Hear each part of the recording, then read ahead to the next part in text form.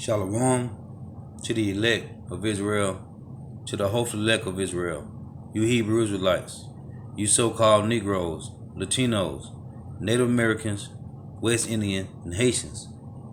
Gotta give all praise, honor, and glory to Yahweh, Bahashim, Yahweh Shai, the Most High, the Heavenly Father.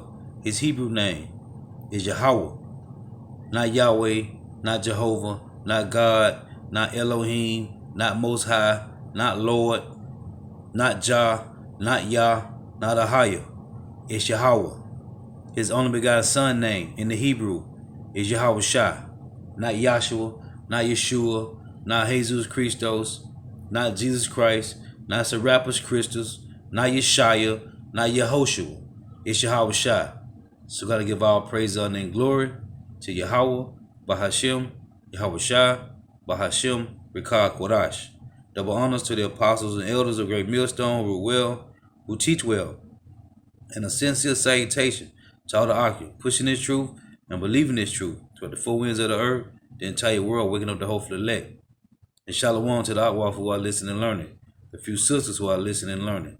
I'm Isaiah from the GMS Orlando camp, coming at you another lesson in truth, facts, faith, and edification, another daily edification.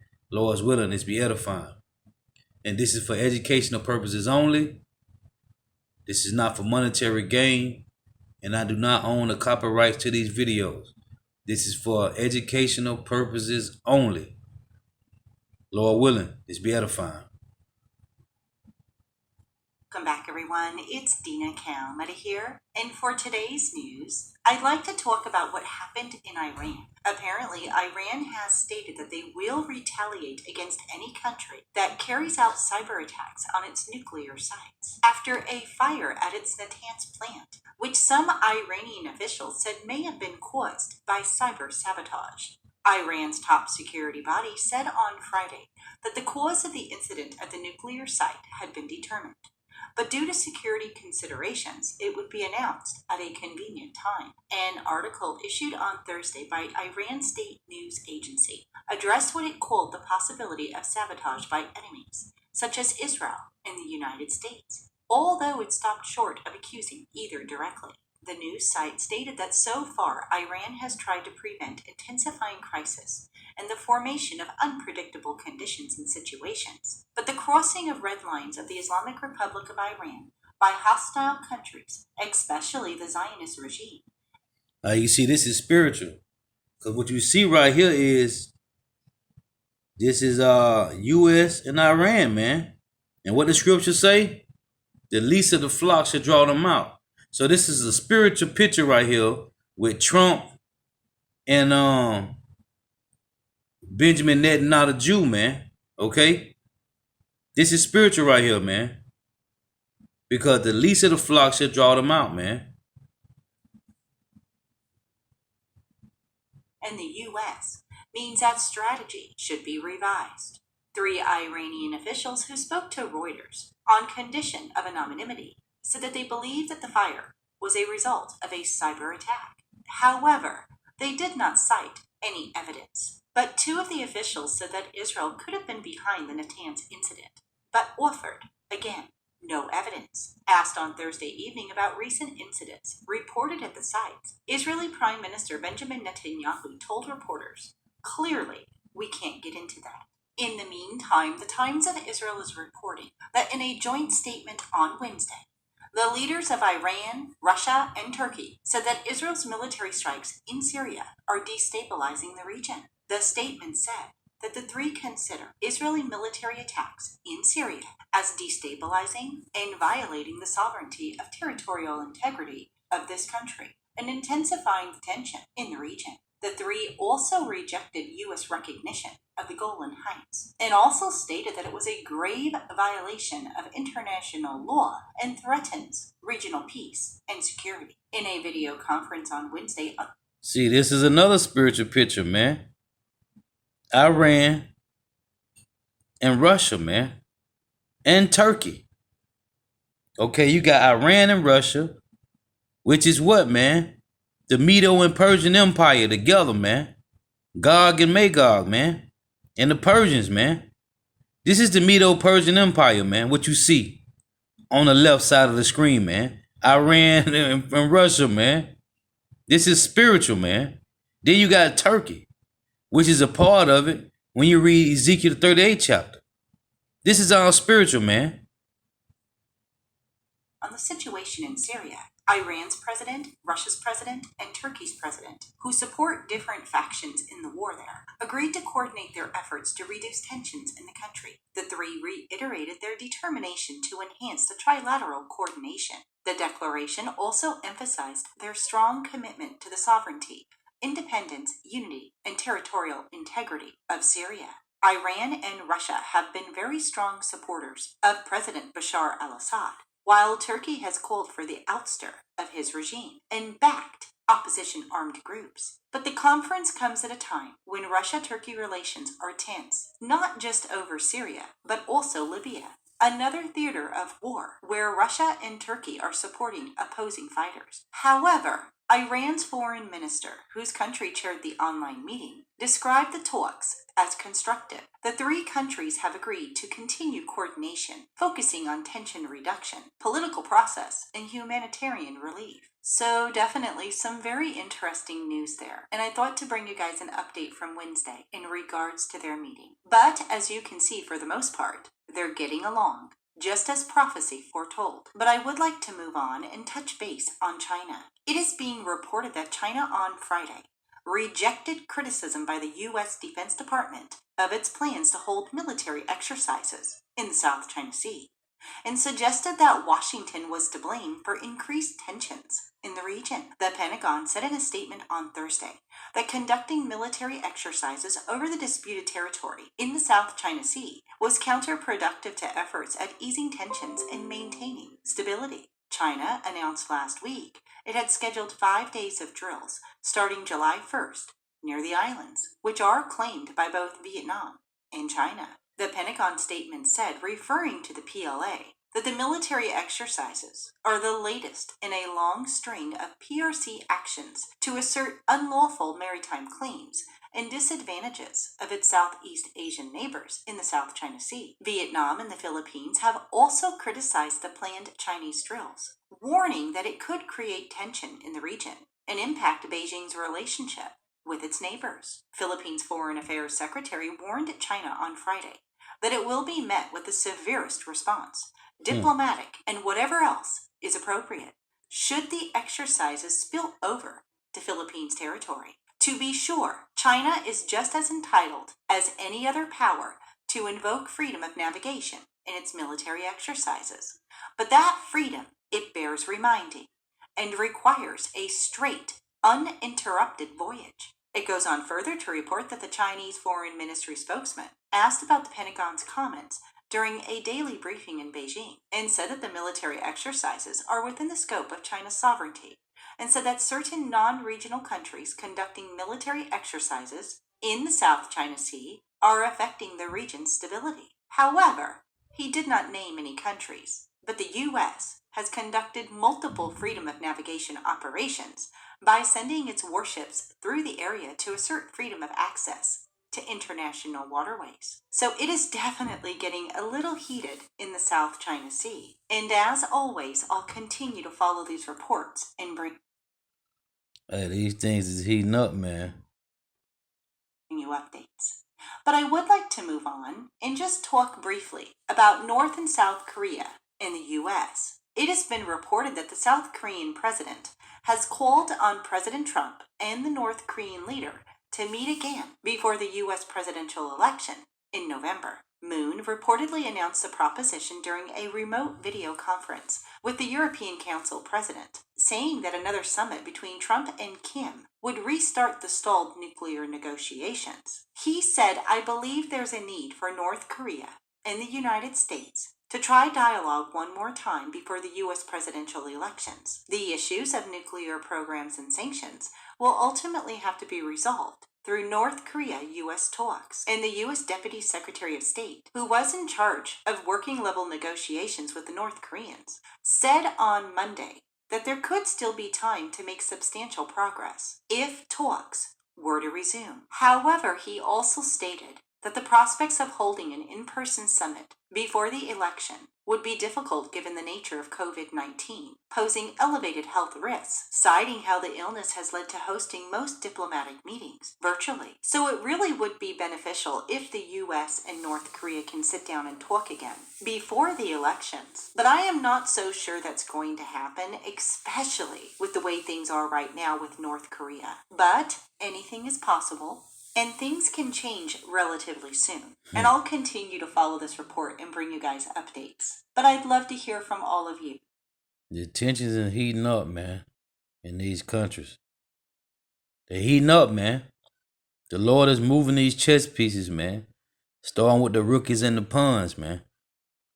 Welcome back, everyone. It's Dina Kalmeta here. And for today's news, I'd like to first talk about Israel, as media reports are claiming that Hezbollah, which effectively runs Lebanon, has announced its plans on attacking Israel this summer. The Israeli Broadcasting Corporation, Khan, cited an article in the Saudi Arabian daily newspaper published on Thursday. And in the article, Western diplomatic sources in Beirut stated that all the data indicates that a war is imminent in the very near future. The cause for Hezbollah's rise in aggression, according to the diplomatic sources, is that they feel besieged from all sides and is therefore willing to go to extreme measures to break out. This is Revelation chapter 9 verse 12. It reads, "One woe is past, and behold, there come two woes more hereafter." So that was World War I, right? It said one woe is past, and two more woes cometh. Revelation 11 and 14. The second woe is past, World War II, and behold, the third woe cometh quickly. Now we are at the point of World War III, man. And the Lord is moving these chess pieces strategically, man. Okay, like I said, starting with the rookies and the pawns, man. He's moving these pieces, man. He's using all these things with oil and different resources that these countries need, going back and forth, man. And in the midst of all this, all these nations is going back and forth against each other because of who? Because the hammer of the earth, man. Because of the Job 9 and 24s. Everybody's in an uproar because of the Job 9 and 24s, man. This is and everything is based around Israel and North America, man. Babylon the Great, man. This Jeremiah 50 and 45. It reads, "Therefore hear ye the counsel of the Lord Yahweh, that he have taken against Babylon, and his proposals that he hath proposed against the land of the Chaldeans. Surely the least of the flock shall draw them out. Surely he shall make their habitation desolation with them." Okay? They're going to drag you in the war, man. Okay? Israel, the Israelis, they're going to drag Babylon the Great into war, man. And it said, surely he shall make their habitation desolate with them. You both are going to get taken down into the pit, man. And the Lord is using who to do with the other nations, man. Revelation 17. It says what? Let's read that. And finish Jeremiah 50 and 45. At the bottom, it say, surely the least of the flock shall draw them out. Surely he shall make their habitation desolate with them. At the noise of the taking of Babylon, the earth is moved, and the cry is heard among the nations. This is Revelation 17.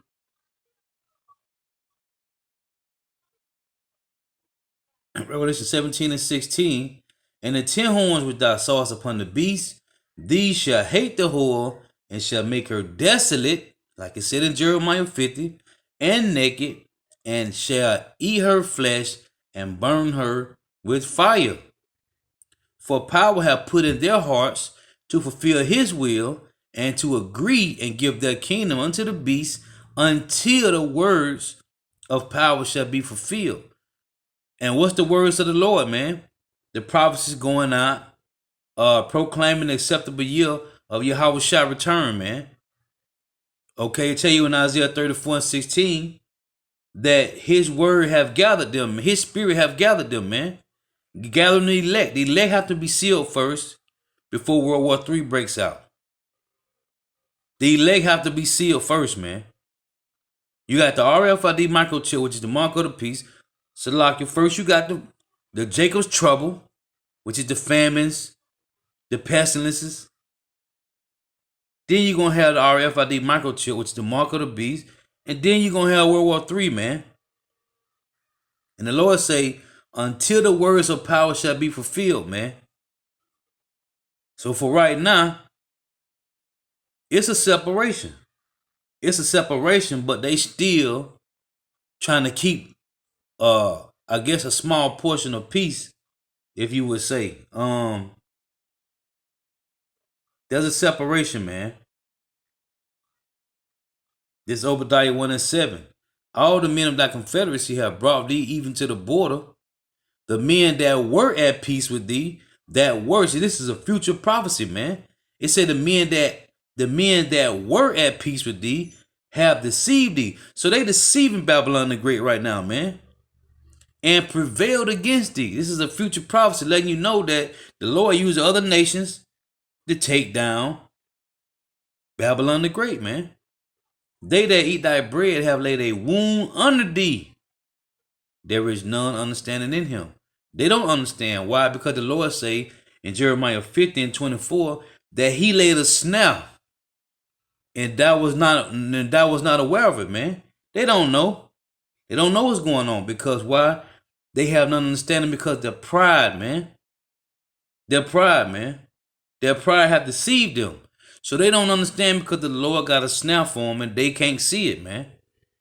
They too prideful, man. They sitting up on their high horse and they don't understand what's going on. This is Habakkuk 2:8. It reads, because thou hast spoiled many nations, all the remnant of the people shall spoil thee, because of men's blood, and for the violence of the land, of the city, and of all that dwell therein. So you done spoiled many nations, and now the Lord is going to use these nations to destroy you. The Lord set up the Job 9:24s to put judgment on 2/3 of Israel, and he set up the other nations to put judgment on Babylon the Great. And then, in the midst of that, they all gonna turn together and fight at the Lord, man. As it tell you in 2 Ezra 13. So they all in the trick bag, man. Out. The source stated that war against Israel can turn the bowl upside down as they grab all the cards. The diplomatic source also said that a confrontation can also break out in the northern section of the border between Lebanon and Syria before the U.S. presidential elections. This week, a Lebanese newspaper reported that there is talk in Hezbollah circles about a possible war with Israel in August. And a few days ago, American Caesar Syria Civilian Protection Act went into effect. The legislation imposes economic sanctions on the Syrian government, including Syrian President Bashar al-Assad, for war crimes against the Syrian population. The law has economic implications for both Lebanon and Lebanese Hezbollah. It goes on further to report that Iranian and Russian entities are addressed for their government support of Assad in the Syrian civil war. And what you just seen right here, run that back. What is this? The Medo-Persian Empire, man. The Medo-Persian Empire, man. All over again. What happened to Babylon? It was taken down by the Medes and the Persians, man.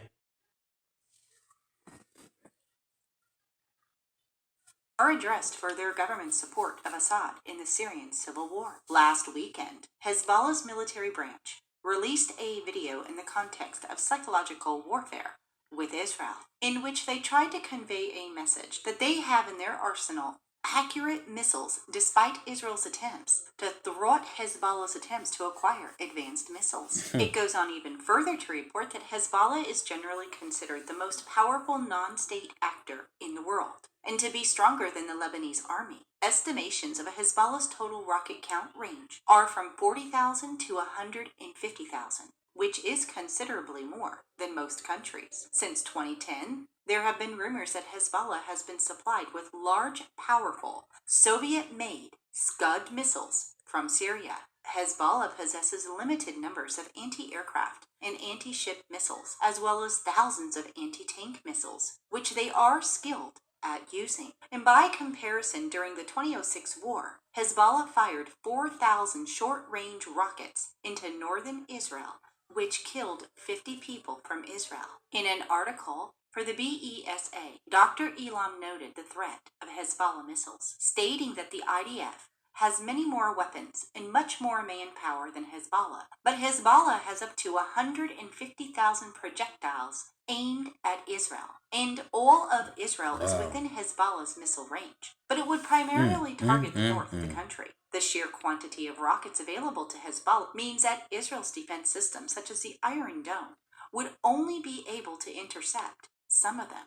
And the only way to completely stop the firing of missiles and rockets would be to run a large-scale offensive inside Lebanon. The IAF has been training to launch thousands of sorties aimed at destroying Hezbollah targets, mainly its rockets. But the IAF might not be able to accomplish this mission by itself, especially if rockets hit its airfields. Israel might have no alternative but to also conduct a major ground defense. So some serious news in regards to Israel. But will there be a war this summer? It's definitely possible, but we will have to wait and see. And as always, I'll continue to follow these reports and bring you updates. But I would like to move on and talk about Russia, Turkey, Iran, and Syria. It is being reported that apparently President Putin told his counterparts from Turkey and Iran on Wednesday that there was a need for peaceful dialogue between the opposing forces in Syria's civil war. Putin also told the presidents of Turkey and Iran in a televised video conference that hotspots of terrorism still remain in Syria's Idlib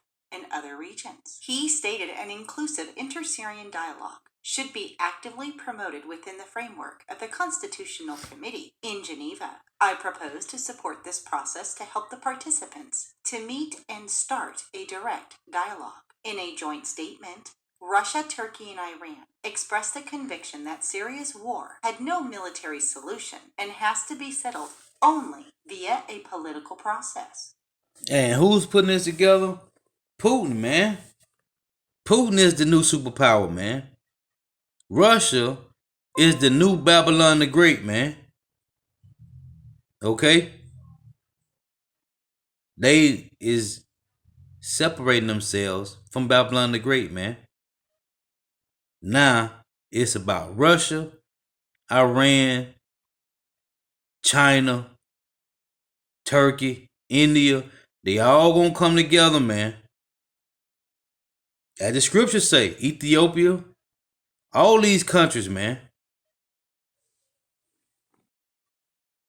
They also welcomed a meeting of the Syrian Constitutional Committee in August, a gathering that is meant to be a step forward in what the United Nations says will be a long road to political reapproachment, followed by elections. They also agreed to hold the next trilateral summit on Syria and Iran, but gave no date, saying it would meet when possible. And apart from the Syrian issue, the three countries agreed to promote their economic cooperation. So this right here is a very interesting headline, because we see these same nations, Russia, Turkey, and Iran, in the prophecy Ezekiel chapter 38 and 39. Which I'm All going to three read. of these nations, including other nations, will form an alliance against Israel to invade Israel. So it's very interesting to watch them come together now and work so well together. And then we have Syria and all the fighting that's happening there. But there's also a prophecy about Syria, as many of you already know, in Isaiah 17:1, where Damascus will become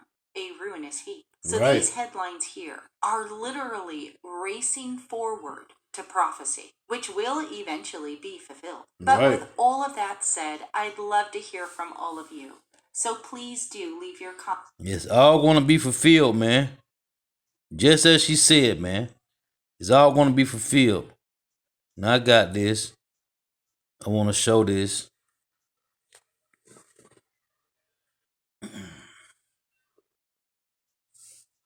As I read these scripts, I want to show this. Now this is a map.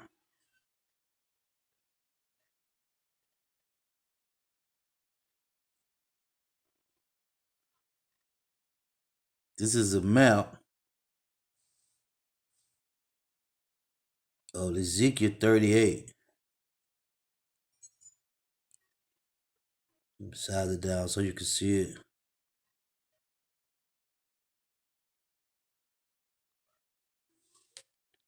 So you can see right here. This is a map of Ezekiel 38. I'm going to read it.